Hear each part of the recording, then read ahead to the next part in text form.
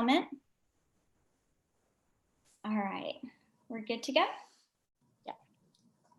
Okay. All right, welcome everyone. Thank you for joining us today.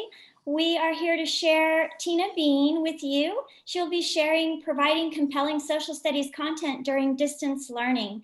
I'd like to let you know that Anna Mattis from Seidlitz Education is here with us too. Anna, would you like to say hello? Good morning, everyone. We're so happy you're here with us this Monday. Anna is going to be interacting with you on YouTube live stream chat, and that chat is off to the right-hand side of your screen if you are on YouTube live with us this morning. Now, if for some reason you're trying to chat in there and no one's interacting with you, don't be worried about that. Tina Beene and I talked about this the other day, that sometimes for some strange reason, some people are kind of like invisible on that YouTube live stream chat. And it's just like a glitch on YouTube. It's not you and it's not us. So if for some reason you're not seeing other people interact with you on that, head on over to Twitter, where you can go on the hashtag SeidlitzEdChat, and we'll put that in on the chat right now so you can know exactly what that hashtag is, and interact with us on there. Share with us what you're thinking, what you're learning. You can tweet out some of the slides that Tina Beene is sharing as well.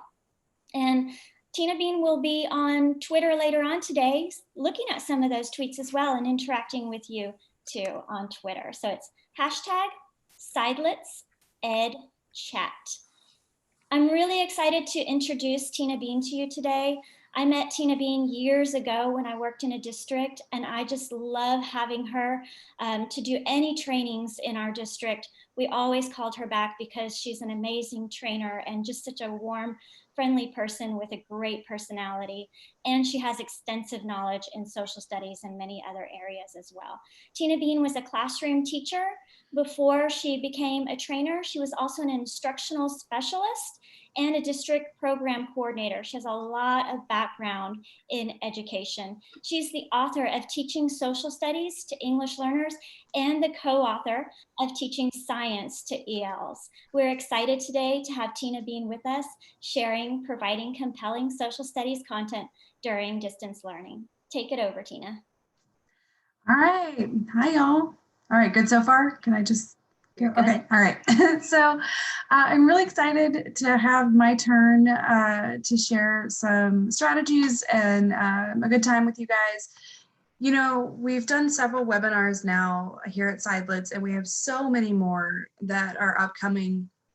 And when we first started doing this, I knew it was going to be a great resource for us in terms of strategies and support during this time, but I had no idea the community that would spring up around these webinars. And as we saw in the chat already, people are getting to know each other and sharing and collaborating and getting that sense of community we need even when we're apart. And so that's one thing I'm really grateful for as we go through these webinars. So I encourage you to get in the chat and try to share. And if you find that no one's responding to you, don't take it personally. Some of us did get filtered out of that, myself included. And I know for a second you'll feel like you're eating lunch alone, like you did in the cafeteria as a small child, possibly.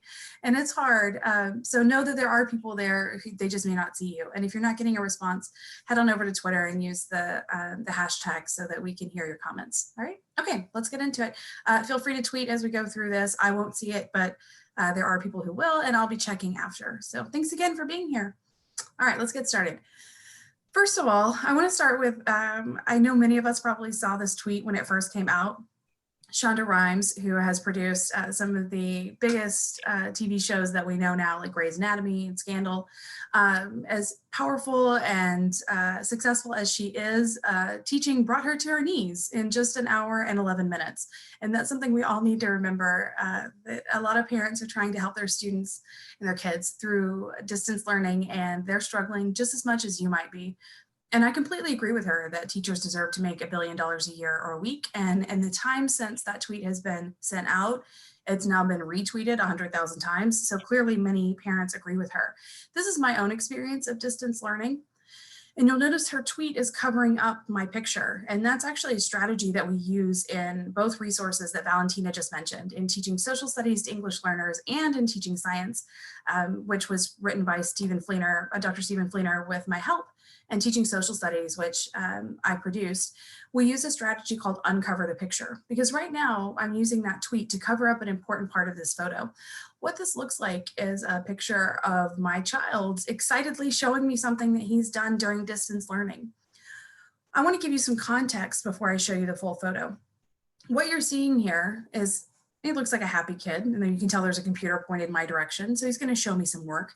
You don't see the other child who's seated off to my right, who I'm teaching grammar to a 4th grade grammar lesson while he's doing a 5th grade science lesson, and I'm working on this webinar. And he interrupts me to show me this beautiful picture that I think is going to be something to do with his science. But instead, nope, it's just a terrible picture he took of me when I wasn't paying attention. And he just thought he would share that with the group, right, while I was trying to work. So I understand the challenges of distance learning. And one of the most important things I can tell you today is just give yourself some grace, whether it's in your role as a teacher, in your role possibly as a caregiver or parent. We're all going to have these moments like this where you think it's going great, and then instead it's just a picture of you looking like Gargamel. And I want you to give yourself some grace during those times, and we're all just doing the best that we can. All right, so as we go through our time together today, our main focus is on identifying 3 ways we can generate compelling social studies content, and we want that content to be accessible in both digital and tech-free formats. So that's what we're going to focus on today, just 3 ways we can generate some compelling content that's accessible in both digital and tech-free formats. Your language objective today, and at the end of this, I'll ask you if you would be so kind as to respond either on Twitter or in our chat to the language objective of, my first step to generate compelling and accessible content is. We all have different first steps. Some of us had to figure out how to log in to Zoom just for this experience or for a school experience, or some of you are already proficient in a lot of tech tools and you're just moving some of your content over to that. So wherever you're at in your journey of making material available to your students, we want to know what your first step is, and make sure you give yourself some grace for the fact that the person next to you might be in a different place, and that's okay. Give them some grace too. As we go through our day today, everything I'm going to share with you is already on this Padlet, for which I made my first QR code ever. What's up? So hopefully it works. If you can't use the QR code, if it doesn't work, then I've got your link there as well. You can search any of that to find this Padlet. And on the Padlet, you'll find anything that I'm giving you that's student facing today, any social emotional ideas that I'm referencing, any articles that I'm directly taking information from or that were used in my research. And then finally, a fun section that's my favorite, which are the podcasts either that I reference or just a lot of podcasts that I listen to. If you're not a podcast listener, now's a great time to get into it. There's a podcast for every interest, and I'm sure you'll find something that works for you. So I've got a list of some of my favorites. Some of them are super nerdy, like This Day in Esoteric Political History, because that's my jam. And some of them are a little more fun, even though I think that's totally fun. So feel free to check that out now or later and as we go through the session. All right. So I do want to spend most of our time talking about positive things and strategies and resources to support our students. But it's really important that we take a moment and acknowledge the challenges of distance learning so we can fully understand the situation that we're in. And again, I keep going back to it and give ourselves that grace. It's important to remember that your students are experiencing varying levels of access to technology and support. When it comes to assessment, really the only thing we can measure right now is a student's level of support and privilege. That's really what could be assessed if we were to assess with grades. And if you want more information about that, ASCD released an article, I believe, recently, and we retweeted it this morning from the Silence account that talks a little bit more about assessment and grading during this time that speaks to that point. Many of the intrinsic and extrinsic motivators that students had for being successful in our classrooms have been removed. And let's talk about why that is. Our students, every human being, not just our students, we all have baseline needs. And many of us will recognize this as an interpretation of Maslow's hierarchy of needs. I'm not a mental health professional. I'm in no way qualified to speak to this from that perspective, but as a teacher, I definitely knew my kids who were hungry couldn't learn. My kids who had insecurity about their housing situation struggled to learn. So the first thing we need to be asking ourselves is, are students' basic needs being met? If I have a student who I have a robust Google Classroom system going and that kid hasn't logged in since we got out of school, I'm less concerned with their assignments and more concerned about their life. And are they getting food, and do they have shelter, and are their basic needs being met? So as I'm indicating here with my cursor, if we don't have food, water, warmth, and rest, none of the rest of this matters. And as soon as we have that, then we're looking for security and safety. And many of us are struggling with these safety needs right now. So give yourself, again, that same level of grace. If you're struggling to be successful in your role, but you're also experiencing questions about safety, there's a really good reason why that's happening. And after that, once we have those basic needs met, then we're looking for friendship and close personal relationships. So if you've got students at home, and I know you do, I know there are some kids who have just been on your heart since school got out. When those kids are not getting that need met at home for personal relationships, then they look to their friends. So those are our kids who are really chatty in the Zoom meetings and who aren't really focused on the content, but are worried about what their friends are doing. They're trying to meet an important need. And unless that need is met, they're not going to be successful necessarily in the tasks. So when we're looking at content that we're providing for students, our goal right now is for that content to be something that meets their needs, right? And if it doesn't, then it's probably not going to be something they're able to focus on right now. So make sure when you're assigning curriculum to your students and pushing out ideas and strategies that you're considering, are their basic needs being met? One thing I want to speak to here before I move on is one thing we noticed here in the Dallas-Fort Worth area, excuse me, is that our Spanish-speaking parents were not having access to the same information as our English-speaking parents. And I linked an article in the Padlet from Dallas Morning News that speaks to that. So many of our parents didn't know that they could access free meals, for example, from school pickup. And so we need to make sure we're getting that message out first before we're worried about particular content and getting assignments completed. Do our students have their basic needs met? So I encourage you to look into what's going on in your local community, and are your students being fed first? And then we'll worry about their content, because if that's not happening, then the rest of what we're talking about today isn't nearly as important. Okay, so let's get into some good news, shall we? First of all, good news is that everything our students do now is authentic. Their reading and writing has an audience and it has a purpose. So we are going to see some students, in one article I linked from Middle Web, a teacher was talking about how her class clown has become really introspective, and kids who usually didn't share are coming out with these incredible offerings in this new environment. And it's been really interesting for her to see her kids come to life. So, and come to express themselves in different ways. So one thing I love about this is, in order for students to respond to a Flipgrid, they have to speak. In order for them to ask you a question via email because they don't understand something, they have to compose that email. So I do support and appreciate those authentic reading and writing opportunities we're being provided under these circumstances. We also have greater instructional freedom than we've ever had. We're not teaching to the test this semester, friends. We're teaching what's important and relevant and interesting, and we'll talk about how we make that happen in a little bit. But I just really enjoy being freed from that scope and sequence a little while, and being able to explore what's interesting to us and to show what we can do. Because as teachers, I find we're often feeling constrained by the requirements of a particular curriculum or the constraints of a particular scope and sequence. And so that greater instructional freedom is a real opportunity during this time, and we want to celebrate that. We also want to celebrate the fact that social studies could not be more relevant right now. What we're doing could not be more relevant. Nobody cared about 1918 until a few weeks ago. Now everybody wants to know about the last pandemic, right? And we're sitting here with that knowledge. And so one thing that's really comforting for people is to think about the historic implications of what we're doing. I was listening to a podcast, the one that's at the top of the list there on that Padlet. And this quote came up, and I had to pause it and go back and re-listen and then write it down right away, because this really comforted me. The idea that things may be new and we may be in uncharted territory, but this moment is a product of history. Everything that's happening right now is happening because of things that have happened over the past 40, 50, 100 years. And we can trace those events and show that progress to where we are now. And we can provide some context for the fact that humans have had to, in modern society even, have had to quarantine, right? And have had to shelter in place, and we've had these experiences before, and we can draw a connection to that. And just remembering that some of this is new because we have not had a pandemic where we could order DoorDash or talk about it on the internet. So this is all new. But at the same time, this experience is also a product of history, and it's also a global experience that we're all having. And that's something that's very rare these days. And we do want to celebrate the fact that we're having a moment as an entire human race of having this experience, even as it is incredibly challenging. So when we're delivering actual content to students, right, we still need to deliver content to our kids. Our students still need to be learning in our classrooms.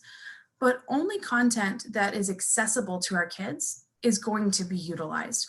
And when I say accessible, what I mean is content that's at their fingertips. It has to be incredibly easy for them to access it in order for it to be accessible, right? And it has to be within their range.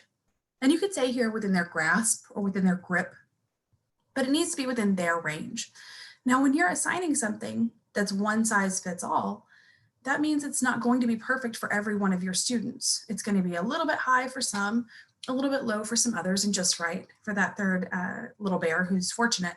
So we need to be just in their general range. And if you're worried about it, you definitely want to skew toward the lower end of their range, because we want to keep in mind all those other factors that are at play right now that may be affecting their ability to be successful in school. And so we want to bring it down just a little bit if we need to, and then also have some enrichment if we have some kids who are seeking refuge in their work and who are enjoying the opportunity to do their schoolwork. We want to give them some additional activities as well.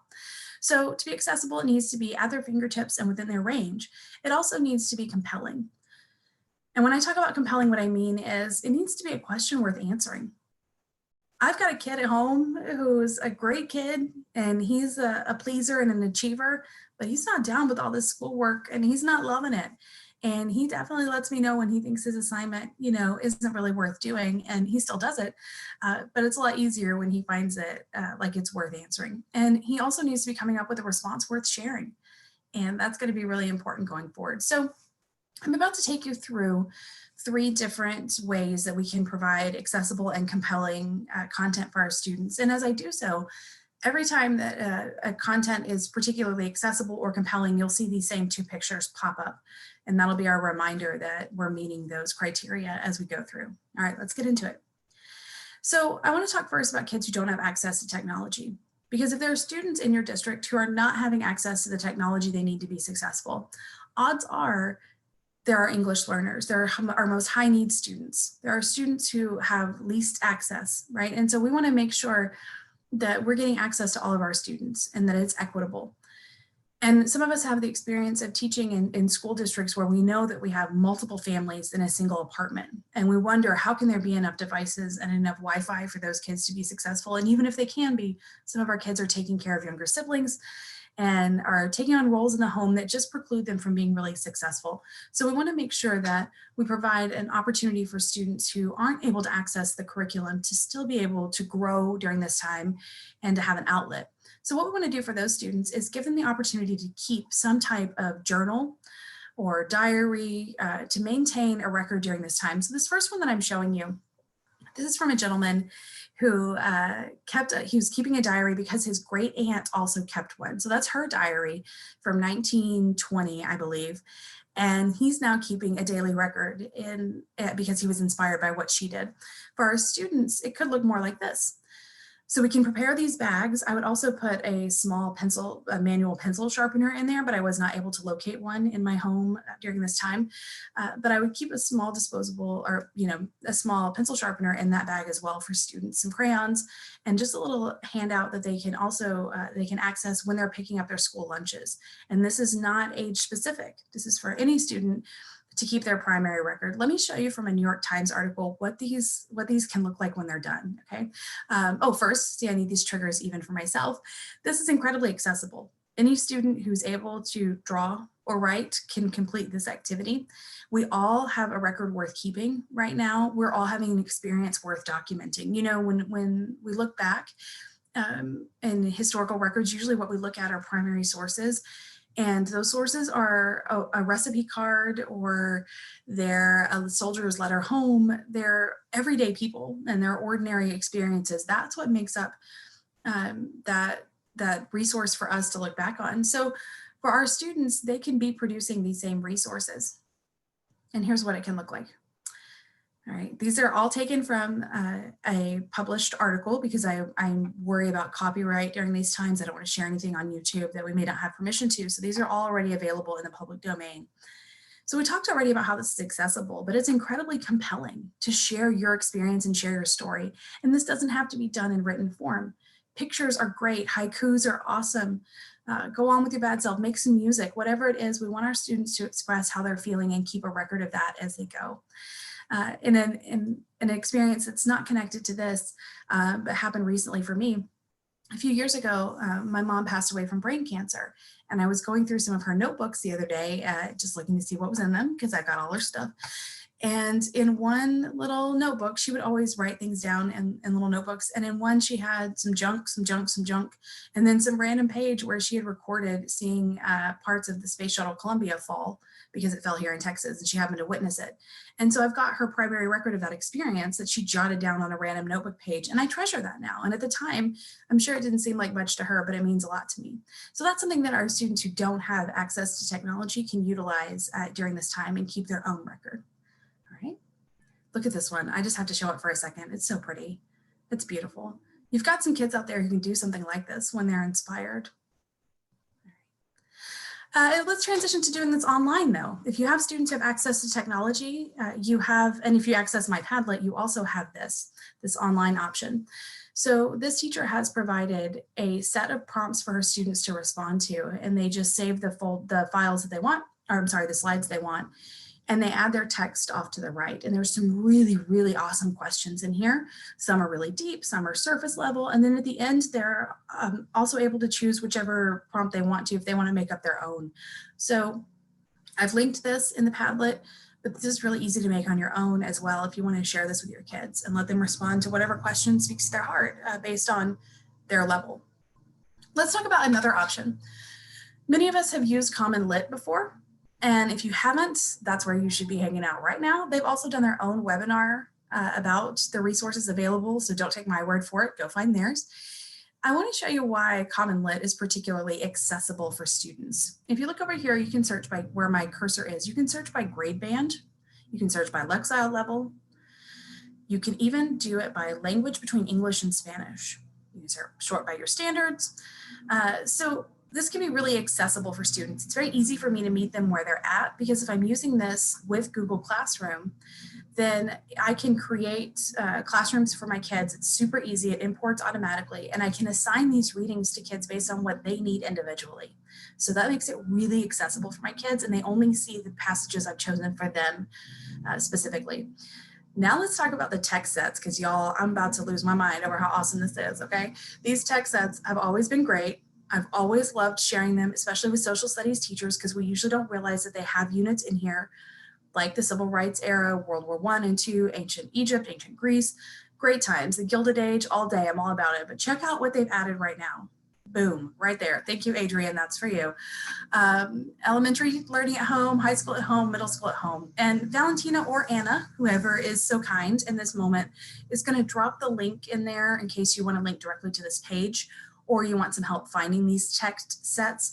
All you do is go to Common Lit, go to text set right here on the drop down, and then these appear. But they'll put that in the chat section for you right now so you can access that and know where to find them. So thank you guys for doing that. Okay, so those are the text sets. Those are awesome to use in Common Lit.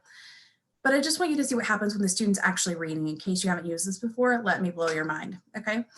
So when a student is reading this passage online, there are a few tools over here that I want to make sure you're aware of to maximize your use of this resource and make it really accessible for your students. One is that students can be expected to annotate. That's fine, all well and good. This guiding questions though, super awesome. What you do here is it stops and gives your students a guided reading prompt after a paragraph, and they have to get the question correct to see their next part of the text. So it helps them pace themselves, and it really gives you that in that moment metacognitive check that you can't provide, and it steps in for you there. So that's really useful. Their assessment questions are really good, and the discussion's useful as well. Three more things that you need to know, or two more things that you need to know up here. It can read it out loud to them, and you can translate it. And some of y'all are like, super, English and Spanish, awesome. No, friend, there are 27 languages. That's 27 languages here that it'll translate into. 27. And I love this, it translates by paragraph. So a student just gets this first paragraph out to the side over here, translated into Ukrainian, but the rest of it stays in the target language until they select the translation option for that paragraph. So I think that's really cool.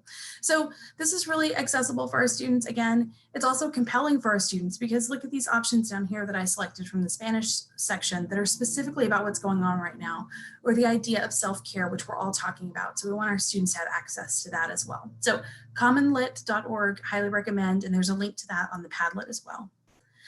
This is our third and final option. So we did our online journal or a pen and paper version. And then we also have Common Lit for access to content that is accessible and compelling for our students. Now let's talk about choice boards. Choice boards are all the rage. I love them. You love them probably. I just want to share an example with you that you don't necessarily think is very content heavy, because right now we're not really focused on sometimes the big content pieces. We're more focused on meeting our students' needs, making them feel comfortable and feel supported and loved. So this is one from my best friend. Her name's Amanda Ramos. We started teaching at the same time. And what I love about Amanda is she's in the classroom and getting it done still. And I'm so proud of her. And sometimes she'll say she's just a teacher, and nothing makes me want to punch her in the throat more than that, because still being in the classroom after all this time, because like we old, is really impressive. And I'm so proud of her for doing that. So anyway, you can follow her on Twitter and get more ideas. Here's her super cool choice board. And I want to show you two examples. So here's 1 week, and just kind of look at those categories. Now let's look at the next week. Okay, let's look at this next week. Same categories. So this is very accessible and very compelling for our students, but it's also very consistent. So the categories stay the same. So for students who are seeking refuge in routine, this is a really great option for them, because they know that there's going to be the TED Talk over here and the recipe over here and the meme down here, but each category is going to change every week. So these are good examples. I've linked these two screenshots in the Padlet. They're linked there because sharing is caring, right? But they're not hyperlinks because stealing is wrong and you should make this for yourself, but they do exist there for you to get inspiration from. All right, so I told you guys we were going to go through 3 ways to generate compelling content, and we did. We had our opportunity for keeping a pen and paper or online journal. We also talked about using those Common Lit resources, some of which are a little more embedded. If you haven't used that often, you may not have realized that. And then we also saw the opportunity for the choice board. So hopefully 1, 2, or 3 of those will be useful for you. And if not, you're at least getting some cool podcast recommendations from me, which is always a good time. Here's one more time to grab that QR code if you want, or that bit.ly right there for a link to the Padlet. So grab that real fast, and I'm gonna keep on keeping on because my time is running out. All right, one last thing I want to share with you guys. This came across my social media feed before I deleted social media for a little while and took a break. Highly recommend, by the way. This really comforted me as a parent. And I'm not going to read you the whole thing, but this parent talks about, I missed 4 years of school in Bosnia during the war, 4 whole years with a war happening. I came to Australia at age 13 with no English and no schooling since I was 8. I'm 33 and I have a university degree and a very good career. The kids will be fine. The kids will be fine. You're going to be fine. I'm going to be fine-ish. And my kid's going to be fine too, even though most of the time he's trying to do distance learning. He looks at me like this. I'm sharing this with his permission, by the way. We staged this one a little, but that's how he feels about it too, and it's okay. So hopefully this will help you generate some compelling content for your kids. Their faces won't look like that too often, but just make sure that whatever we're doing, we want to make sure it's compelling and accessible. Remember, only the most compelling and accessible content is going to get through right now. And thank you so much for what you're doing, because it's so incredibly important. But give yourself some grace, because you're trying to do like 5 jobs at once and people need to be fed all the time. And that's just ridiculous. So keep on keeping on. You're doing a wonderful job. Try to focus on those moments of connection and on seeding the ground for future learning. And that'll really help you stay positive during this time and moving forward. All right. if you want to chat with me after, here's my contact info. We'll be hanging out. I think I did the hashtag here wrong, so I'm going to kick it over to Valentina so she can tell us what it's supposed to be, and I'll turn it over to you guys. Thanks.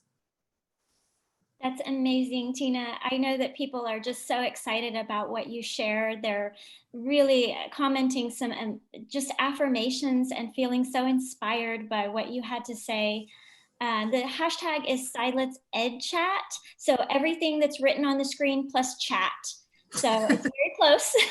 And lots of people have been chatting on Twitter already. Anna, I know that you saw a lot of people just commenting wonderful things. I don't think we saw a lot of questions. Was there anything that stood out that you wanted to share? I know there wasn't any like questions that stood out because people feel really connected and validated. Absolutely. No, you didn't have any questions, Tina, so you're off the hook. You're good. Anything little we were able to handle. I think people were really, really inspired by what you had to say. I, for one, along with the audience, loved the use of journaling as a primary source document. I think that really hit home with a lot of people, and hopefully they'll be able to go out and spread that news into the world. So if you have any more little gems like that to share, I'm sure people would love to hear from you. But well, I did forget to tell people their homework. I forgot to tell them to complete their language objective. So if they want to put that in the chat, they're welcome to do it. I put it in the chat. I put it in. Oh, you're so good. Yes, we're going to wait and see if anybody responds. But if you haven't already, take a look at Tina's last and final language objective. It was what will be your first step to creating compelling and accessible content. So if you have a few final seconds, go ahead and give us a quick shout and we'll let Tina know your answer. And while they're doing that, you guys could, I put a couple of slides here for you to talk about the upcoming stuff if y'all want to give that shout out. Yes, and while you type that that language objective in for Tina so we can all see what your next steps are, let me tell you about some of the upcoming webinars that we have going on. On the screen, you can see that the first one up there is the math conversations. We just had that with Adrian, and you can still go back and watch that one as well as this one. So if I know that many of you are going to want to watch Tina Beene's presentation again, and we will have this one on recording as well as the slides that she shared. So I know that a lot of you are going to want to share this with your colleagues and your districts. So we will have this available on our sideletseducation.com website. The third one off to the right on the screen, afternoon coffee break with Sidelets consultants. That is today at 2 p.m. Central Time. There's still time to register for that. So be sure to go on to the registration link, register and join us. Very casual, get together. You'll love it. We are excited about it. Bring your coffee mug, or your tea mug, whatever, and join us for that. And then this Wednesday, we have Dr. Laura Beth Escalante sharing with us. Down below, you can see her session is on cultivating relationships with online classroom communities. That's going to be another amazing webinar. We're excited about that one. She's the author of Motivating ELLs, this book right here, one of my favorites also. And then we have Natalia. She will be sharing writing with paragraph frames. I got to preview that session, and it's another stellar session. Writing is one of the most difficult things our students struggle with, and right now during distance learning, these techniques are going to be very valuable to us all. So if you go on the sideletseducation.com website, you can see all of our upcoming trainings, these and many others. Can you advance to the next screen, Tina? Oh, I just have that one. I'm sorry. I have just this first one and then the next one. I knew there were two. No problem. That's okay. Perfect. So Anna, did you have anything else to add to that? I don't have anything to add. I wanted to share some answers with Tina because you're getting them coming through. So my first step in creating compelling and accessible content is to share with my teachers your two main focus points. Is it accessible and is it compelling? Which is absolutely true. A lot of people, Tina, love the choice board and they want to start implementing that. It seems like it would be a great way to plan and students would know the routine, which we all know how important routines are at this time. My first step is sharing with 6th grade teachers this afternoon what I learned. I think that's from Virginia, which is wonderful. And then I'll share one more. My first step is to generate compelling and accessible content, and it's to not be afraid of technology myself. So I think Awesome. Those are great. Yeah. Well, we'd like to thank you all for joining us, and be sure to connect with us again, either on Twitter or on a future webinar. Thank you all. Have a great day. Thank you.